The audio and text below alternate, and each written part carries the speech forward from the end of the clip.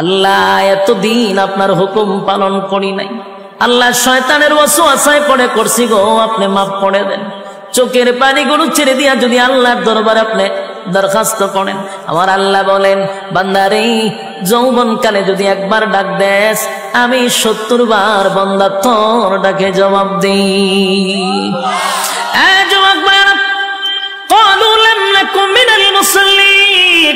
যারা দুনিয়ার জমিনে মুসল্লি ছিল না তারাই তো জাহান্নামী, এক নম্বরে জাহান্নামে যাওয়ার কারণ। আল্লাহর নবী বলেন উম্মতেরারে হাশরের মাঠে যদি হিসাব হয়, আউয়ালু মা ইউহাসাবু বিহিল আবদু ইয়াউমাল কিয়ামাতিস সালাহ, কিয়ামতের ময়দানে সর্বপ্রথম হিসাবটা হবে নামাজের। বলুন কিসের? 1 নম্বর হিসাব হবে নামাজ। অথচ আমাদের সমাজের মানুষ নামাজটাকে বড় অবহেলা করে, নামাজ পড়ে না, হেলায় আর কেলায়। জিগাইল হুজুর আমার ফ্যান বালা না, কি হয় ফ্যান বালা, হুজুর আমার সময় নাই, আমি খুব ব্যস্ত। আল্লাহ বলবে বান্দারে সময়ের মালিক তো আমি, রাইতে দিনে 24 ঘন্টা সময় তো আমি দিছি, আমার দেওয়া সময় কেন আমারে দিলি না? মন গড়া জিন্দেগি কেন চালাইলি? আমার দেওয়া সময় কেন আমারে দিলি না? ইমাম সাহেব মাদ্রাসার মুহতামিম যদি বলে আসেন না নামাজে যাই, উত্তর দেয় হুজুর সময় নাই। যেই লোকটা বলছে হুজুর সময় নাই, এই লোকটা দেখবেন বন্ধুদের আড্ডায় সময়ের অভাব নাই, চাকরিতে সময় আছে, ব্যবসাতে সময় আছে, বউ বাচ্চারে সময় আছে, বন্ধুদের আড্ডায় সময় আছে, বিপিএল খেলায় সময় আছে, আইপিএল খেলায় সময় আছে, বিশ্বকাপ খেলায় সময় আছে, ফেসবুক শরীফের সময় আছে, ইউটিউবের সময় আছে। সময় নাই শুধু আল্লাহর বেলা। আল্লাহ বলে বাংলা শুন, আমার দেওয়ার সময় আমার দিলি না,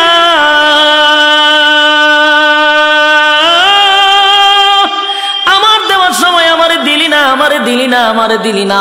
1 নম্বর কারণ হবে জাহান্নাম। ক্বালু লাম নাকু মিনাল মুসাল্লিন, জাহান্নামীরা চিৎকার দিয়া বলবে ও জান্নাতীরা, জাহান্নামে আসার 1 নম্বর কারণ হলো ক্বালু লাম নাকু মিনাল মুসাল্লিন, তোমরা মুসল্লি ছিলা, আমরা দুনিয়ার জমিনে মুসল্লি ছিলাম না, তাই তো জাহান্নামে আসছি। জাহান্নামে আসার 1 নম্বর কারণ হলো নামাজ।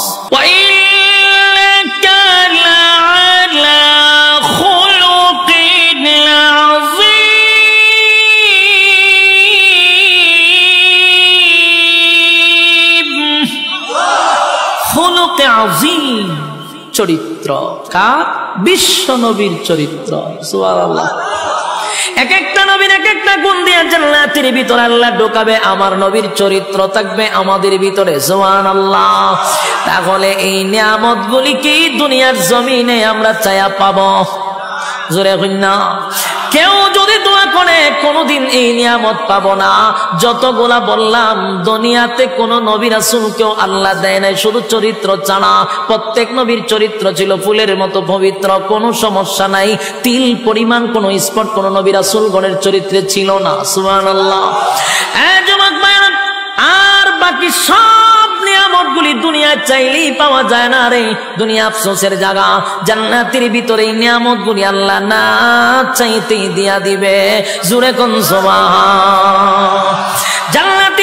জান্নাতের ভিতরে ঢুইকা গুড়ে গুড়ে গুড়ে গুড়ে নিয়ামতগুলা ভোগ করতে থাকবে অনন্তকালের জন্য। আল্লাহ রাজত্ব দিছে। আল্লাহ যারে জান্নাতে ঢুকায় আর কোনোদিন বাহির করে না। জান্নাত পাইয়া জান্নাতীরা বড় খুশি। আল্লাহ একদিন জায়গায় বান্দা রে জান্নাত তো পাইলি, জান্নাত তো পাইলি, যা ওয়াদা করছিলাম তা কি বান্দা পাইছ?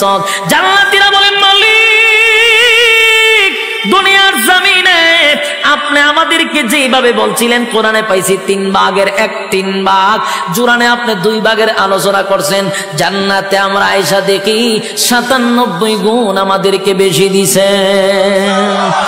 এবার জান্নাতীরা আল্লাহর কাছে একটা দরখাস্ত পাঠাবে, মালিক আমরা জান্নাতের ভিতরে গুইরা গুইরা সব নিয়ামত দেখলাম, কিন্তু দুনিয়ার জমিনে আমরা অনেক বন্ধু বান্ধব ছিল যাদের সঙ্গে ব্যবসা করতাম, যাদের সঙ্গে চাকরি করতাম, যাদের সঙ্গে খেলাধুলা করতাম, যাদের সঙ্গে আড্ডা মারতাম, আমি জান্নাত পাইলাম কিন্তু আমার বন্ধুরে গোটা জান্নাত বললাম পাইলাম না।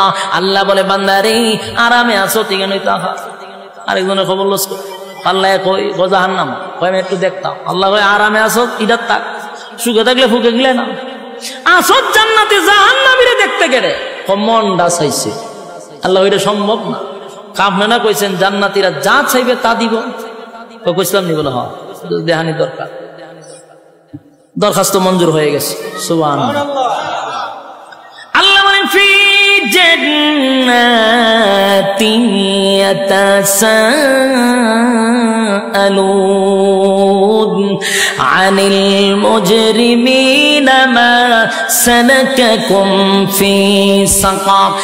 ফি জান্নাতিন ইয়াতাসাআলুন আনিল মুজরিমিনা মা সালাকাকুম ফি সাকার। ফি জান্নাতিন ইয়াতাসাআলুন, জান্নাতি আর জাহান্নামীরা দুইজনের মধ্যে আল্লাহ একটা দেখা করানোর সুযোগ করে দিবে, টকশো করে দিবে। জান্নাতি আর জাহান্নামীরা সাকার নামক জাহান্নামীদের সঙ্গে কথা বলতে চাইবে, আল্লাহ ব্যবস্থাও করে দিবে। সুবহানাল্লাহ। জান্নাতীরা জাহান্নামীদের সঙ্গে যখন সাক্ষাৎ হয়ে যাবে, জান্নাতীরা জাহান্নামীদের উদ্দেশ্যে একটা বক্তব্য দিবে। ও জাহান্নামীরা, ঘটনা কি? একই সাথে ব্যবসা করতাম রূপসীতে, একই সাথে ব্যবসা করতাম, একই সাথে চাকরি করতাম, একই সাথে খেলাধুলা করতাম, আমি তো জান্নাত পাইছি রে, আমারে আল্লাহ অনন্তকালের জন্য জান্নাত দিন, আর আরামায়েশের কোনো অভাব নাই, তুমি কেন জাহান্নামের আগুনে জ্বলো? জাহান্নামীরা জান্নাতীদের বক্তব্য শুই না জাহান্নামে আসার প্রধান 4টা কারণ বর্ণনা করবে। জোরে কোন কয়টা? আরো জোরে সবাই মিলে একসাথে ইয়াদ আসেনি 4টা। প্রথম শুরুতেই বলছিলাম 4টা কর্মসূচি আছে, আপনারা কি ইয়াদ আছে? আলোচনার শুরুতেই বলছি 4টা কর্মসূচি আছে, এই হলো 4 কর্মসূচি, বুঝবেন ওয়াজ খুব শেষ। দিলের কান লাগায় শুনে 4টা কর্মসূচি, 4টা কর্মসূচি। জাহান্নামীরা জান্নাতীদের কথাগুলি শুই না, উল্টা বক্তব্য দিয়া বলবে বন্ধু জাহান্নামে আসার প্রধান কারণ হলো 4টা। জোরে কোন কয়টা? আপনারা যারা এখানে বসা, যারা ইমানদার মুমিন, 4টা কারণ না শুই না তো বাড়ির যাওয়ায় গেলেও ঘুমে ধরবে না। হ্যাঁ কথা বলতে দিই, 4 কারণ না শুই না ঘুমে ধরবে না। কারণ জাহান্নামীরা বক্তব্য দিছে আমরা 4টা কারণে জাহান্নামে আসছি রে। এই 4টা কারণ যদি এই মজলিসে পাওয়া যায় তাহলে এখানে বৈশা সিদ্ধান্ত নিবেন আগামীতে 4 অপরাধ আমি করব না। জাহান্নামীরা জাহান্নামে আসার 1 নাম্বার কারণ বর্ণনা করবে, 1 নাম্বার কারণ বর্ণনা করবে ক্বালু লাম নাকু মিনাল মুসাল্লিন।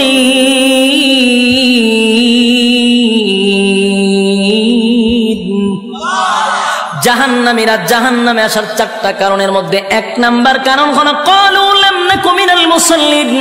ও জান্নাতীরা জাহান্নামে আসার 1 নাম্বার কারণ হলো দুনিয়ার জমিনে একই সাথে ব্যবসা করতাম, একই সাথে চাকরি করতাম, একই সাথে খেলাধুলা করতাম, কিন্তু মসজিদে যখন আজানটা হয়ে যেত দোকানটা বন্ধ করে তুমি দৌড়াইয়া মসজিদে যাইতা, যখন খেলাধুলা করতাম তখন দৌড়াইয়া মসজিদে চলে যাইতা, চাকরি যখন করতাম আজানটা দিলে বন্ধু তুমি দৌড়াইয়া মসজিদে চলে যাইতা। ক্বালু লাম নাকু মিনাল মুসাল্লিন, দুনিয়াতে তুমি মুসল্লি ছিলা, আমি মুসল্লি ছিলাম না, তাই জাহান্নামে আসার 1 নাম্বার কারণ হলো নামাজ না পড়া। জোরে জোরে কোন কি না পড়া? আরো জোরে কি না পড়া? এই প্যান্ডেলের ভিতরে এই রোগে আক্রান্ত আছে না নাই? যে এখন প্যান্ডেল থেকে উঠটা দাঁড়াইব সবাই বুঝবেন এই হামলা। কথা কথা কই না দি? কারণ এখন আর সময় মাত্র 10-15 মিনিট, এর ভিতরে যদি কেউ উঠে বুঝবেন এই হামলা। আবার যদি পেশাবে ধরে তুলে একটা আঙ্গুল দেখায় বলে আমি এই হামলা যাইতেছি, বিরক্ত হইতেছেন, সেইটা দিতাম ছাইরা দিলে আমার ডাবল সুবিধা। আমি খুব ক্লান্ত, অনেক দূর থেকে আইছি, 800-900 কিলোমিটার দূরে এখানে আসছি। বেজার হইতেছে? এক নাম্বার, জান্নাতীরা বলবে, জাহান্নামীরা জান্নাতীদের কাছে বলবে, ক্বালু লাম নাকু মিনাল মুসাল্লিন, ও জান্নাতীরা, দুনিয়াতে আমি মুসল্লি ছিলাম না, তুমি মুসল্লি ছিলা, তাই তো তুমি জান্নাতি। আমি মুসল্লি ছিলাম না, তাই তো জাহান্নামী। এই মজলিসের ভিতরে যারা এই রোগে আক্রান্ত, সামনে কিন্তু রমজান মাস আসতেছে, বর্তমানে শাবান মাস চলতেছে। এখন যদি ফিরে না আসি, কবেই বা ফিরে আসব? এই রহমতের মাস, বরকতের মাস চলে যাচ্ছে। এখন থেকে তওবা করা দরকার। আল্লাহ, আপনার হুকুম যা লঙ্ঘন করছি, তাম জিন্দেগির গুনার বোঝা মাথায় লইয়া নজুলে রহমতের সময় যদি চোখের পানি গুলো ছেড়ে দিয়া কান্দেন আর বলেন, মালিক, জীবনের সব গুনার উপরে লজ্জিত, আল্লাহ, এতদিন আপনার হুকুম পালন করি নাই, আল্লাহ, শয়তানের ওয়াসওয়াসায় পড়ে করছি গো, আপনি মাফ করে দেন। চোখের পানিগুলো ছেড়ে দিয়া যদি আল্লাহর দরবারে আপনি দরখাস্ত করেন, আমার আল্লাহ বলেন, বান্দারে, যৌবনকালে যদি একবার ডাক দেস, আমি 70 বার বান্দা তোর ডাকে জবাব দিই।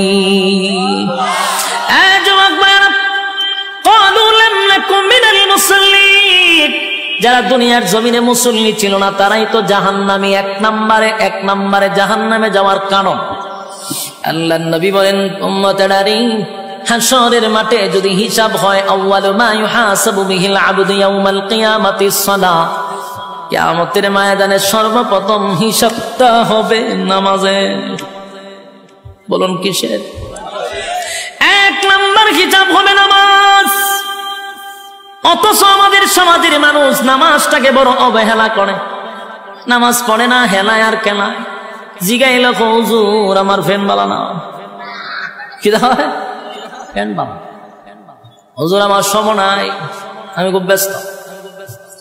আল্লাহ বলবে, বান্দারে, সময়ের মালিক তো আমি, রাইতে দিনে 24 ঘন্টা সময় তো আমি দিছি, আমার দেওয়া সময় কেন আমারে দিলি না?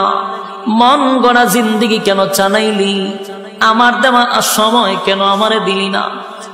ইমাম সাহেব মাদ্রাসার মুহতামিম যদি বলে, আসেন না নামাজে যাই, উত্তর দেয়, হুজুর সময় নাই। যেই লোকটা বলছে হুজুর সময় নাই, এই লোকটা দেখবেন বন্ধুদের আড্ডায় সময়ের অভাব নাই, চাকরিতে সময় আছে, ব্যবসাতে সময় আছে, বউ বাচ্চারে সময় আছে, বন্ধুদের আড্ডায় সময় আছে, বিপিএল খেলায় সময় আছে, আইপিএল খেলায় সময় আছে, বিশ্বকাপ খেলায় সময় আছে, ফেসবুক শরীফের সময় আছে, ইউটিউবের সময় আছে। সময় নাই শুধু আল্লাহর বেলা। আল্লাহ বলে, বান্দা শুন, আমার দেওয়ার সময় আমার দিলি না,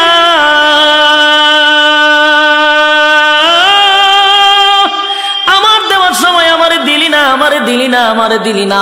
1 নম্বর কারণ হবে জাহান্নাম। ক্বালু লাম নাকু মিনাল মুসাল্লিন, জাহান্নামীরা চিৎকার দিয়া বলবে, ও জান্নাতীরা, জাহান্নামে আসার 1 নম্বর কারণ হলো ক্বালু লাম নাকু মিনাল মুসাল্লিন, তোমরা মুসল্লি ছিলা, আমরা দুনিয়ার জমিনে মুসল্লি ছিলাম না, তাই তো জাহান্নামে আসছি। জাহান্নামে আসার 1 নম্বর কারণ হলো নামাজ। এবার আসুন 2 নম্বর। 2 নম্বর কারণ হলো, আল্লাহ কোরআনে বলেন জাহান্নামীদের বক্তব্য জান্নাতীদের কাছে। এবার 2টা নাম্বার কারণ হলো, ওয়ালাম নাকুনু তুইমুল মিসকিন।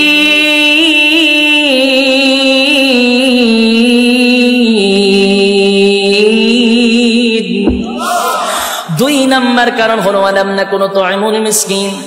2 নম্বর জাহান্নামীরা বলে, জাহান্নামে আসার 2 নম্বর কারণ হলো, দুনিয়াতে আমরা অসহায়দেরকে খাবার দিতাম না। বলুন, এমন লোক আছে না নাই? অসহায়দেরকে খাবার দিতাম না, ইয়েতিমদেরকে খাবার দিতাম না, মিসকিনদেরকে খাবার দিতাম না, নিজে 3 বেলা পেট ভরে খাইতাম, কত রঙে ডঙ্গের খাবার খাইতাম, নিজে খাইয়া ঘুমাইতাম, পাশের বাড়ির মানুষটা না খাইয়া ঘুমাইত, খবর নিছি না, তাই তো আজকে জাহান্নামে আসছি। ওয়ালাম নাকু নুতঈমুল মিসকিন। এই যুবকরা, সমাজের কত মানুষ আছে গো, বছরে 2 বার 3 বার হজ উমরা করে, টাকার অভাব নাই, নামের আগে পিছনে গিয়া হাজি লাগানো। কত টাকার মালিক, নামের আগে দিয়া হাজি, অথচ বাড়ির পাশের মানুষটা না খাইয়া ঘুমায়, একবার খাইলে আর একবার খেতে পারে না। একটা বারো হাজি সাহেব খবরটা নিল না, কিন্তু লম্বা তসবিহ লইয়া সুবহানাল্লাহ জপে, বছরটা হইতে 2 বার উমরা মারে। আল্লাহ বলে, বান্দারে মক্কায় গিয়া নাম পালাইছ হাজি, দেশ আইয়া তুই আগের মতো ফাজি, তোর মতো হাজির কোনো দরকার নাই। আমার বান্দা না খাইয়া ঘুমায়, এমন হাজি আল্লাহর কাছে তার কোনো গ্রহণযোগ্যতা নাই। ওয়ালাম নাকু নুতঈমুল মিসকিন। যাদের অঢাল সম্পত্তি আছে তারা যেন মিসকিনের পাশে দাঁড়ায়, তারা যেন অসহায়ীদের পাশে দাঁড়ায়। অসহায়ীদের পাশেও যদি না দাঁড়ান, জাহান্নামে যাওয়ার এটা কয় নাম্বার কারণ?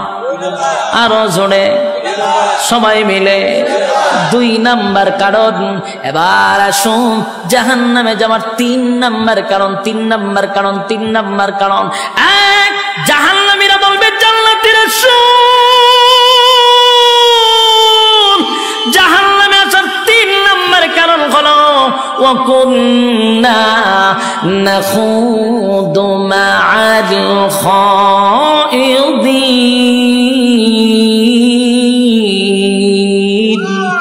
ওয়া কুন্না নাখুদু মা'আল খাইদিন।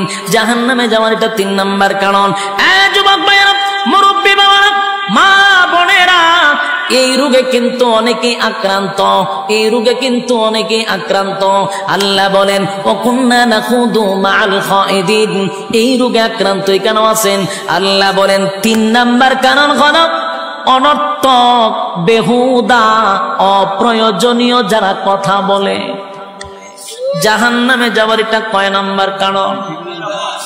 অনর্থক কথা বলা, অপ্রয়োজনীয় কথা বলা। এরকম স্বভাবের লোক আসেনি? হুদুদি কথা কয় আসেনি? 5 ওয়াক্ত নামাজ মসজিদে পড়ে, কিন্তু অনর্থক কথা কয়। তসবিহ একটা তো লইয়া সুবহানাল্লাহ আছে, সুবহানাল্লাহ সুবহানাল্লাহ সুবহানাল্লাহ। গ্রামের কেডা কি করে? সব সুবহানাল্লাহর ভিতরে খবর লয়। সুবহানাল্লাহ সুবহানাল্লাহ, একটা সাদে চিনি ছাড়া সুবহানাল্লাহ সুবহানাল্লাহ, টিভিটা ছাড় সুবহানাল্লাহ সুবহানাল্লাহ, দেশের খবর কিতাব সুবহানাল্লাহ সুবহানাল্লাহ, আগুন লেগে ঘুরে গেছে সুবহানাল্লাহ, কয়জন মরছে সুবহানাল্লাহ সুবহানাল্লাহ, এর কিতাব দেশের বাড়ি কোন সুবহানাল্লাহ সুবহানাল্লাহ। এই যা আছে টিভি দেখতেছে, ওই খবর চলতে যেটা হইতাছে সুবহানাল্লাহ সুবহানাল্লাহ পড়তেছে। খুব আমলি মসজিদ খালি বাড়িছে সুবহানাল্লাহ সুবহানাল্লাহ। এবারে জায়গা তোর দোকানে বেচা কিনা হয়নি সুবহানাল্লাহ। আমি যে তোর খরচা দিচ্ছিলাম টাকা দিছ নি সুবহানাল্লাহ, আর দিবে হচ্ছে তোর দোকানে বেচা কিনা নাই সুবহানাল্লাহ সুবহানাল্লাহ। মাইয়াটাতে বিয়া দিছে সুখে আসেনি সুবহানাল্লাহ সুবহানাল্লাহ। কয়া 100। ওই তসবির মাথাতে একটা জঞ্জনি থাকে, এটা আমাদের সুমা দেয় 100। এটাতে বোঝা দেন খতম বসকাইছে, কিতাব বসকাইছে খতম। কিন্তু এই যে সুবহানাল্লাহর ভিতরে কাম ও কাম, দিনের কাম, রাতের কাম, হগল কাম ঢুকাই দিচ্ছে সুবহানাল্লাহর ভিতরে। এই 100 কোটি ঘুরতে দিতে গিয়া কাম কো কাম আছে 70টা। বাস্তব না বাস্তব? এটারে কয় অনর্থক, বেহুদা, অপ্রয়োজনীয় কথা। কথা কয় না দিক, বেহুদা কথা বলে। দোকান থেকে সদাই করে বাড়ি যাবে, সুবহানাল্লাহ পড়তে পড়তে যাও, অসুবিধা নাই। সূরা ইখলাস পড়তে পড়তে যাও, অসুবিধা নাই। কিন্তু অনর্থক আরেকজনের সাথে কথা বলে, ফাও কথা কইতে হইতে বাড়ি যা। আর মহিলারা যদি 5-6 জন এক জায়গায় হইতে পারে, এটা তার মারাত্মক। মহিলারা যদি 5 জন এক জায়গাতে হয়, তো কক কক কক কক করে আসতে লাগে গরম। আর যদি গরম নাও করে, এদিন আর আপনার পত্রিকা পড়ার কোনো দরকার নাই।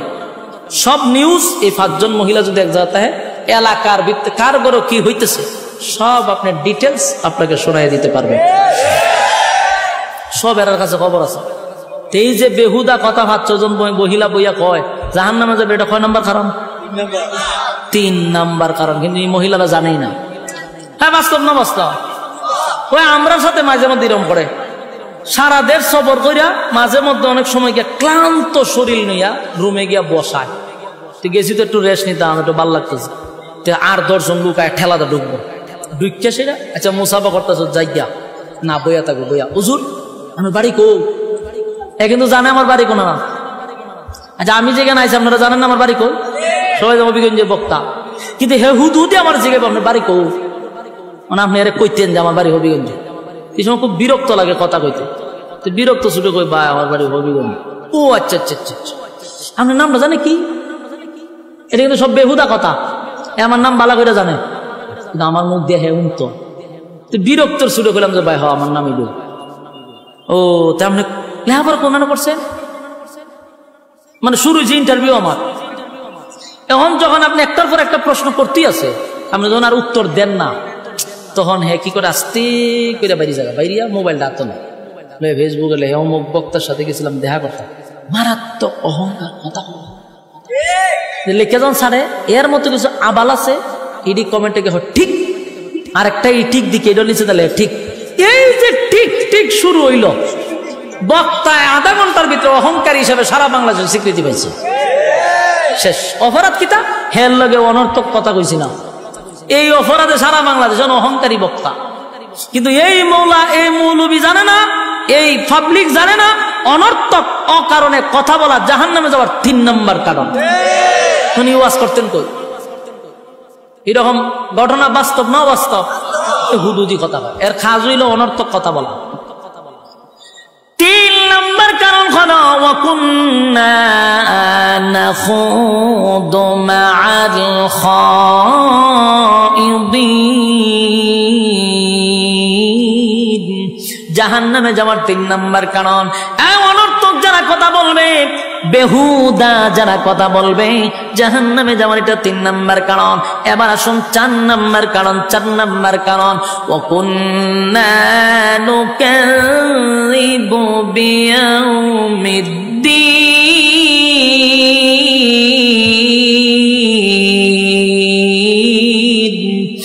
ওয়াকুন্না নুকাযযিবু বিয়াউমিদ্দিন 4 নম্বর, যারা পরকালের উপরে বিশ্বাস করে না। কথা কইনা দি, পরকালের উপর যারা বিশ্বাস করে না, জাহান্নামে যাবার এটা 4 নম্বর কারণ। আপনারা বলবেন হুজুর আমরা তো পরকালের উপর বিশ্বাস করি, ঈমান আনছি, কিন্তু অনেক সময় কোরআন থেকে আমরা কথা বললে আপনার মন মতো না হলে কাউন্টার দেওয়া শুরু করে।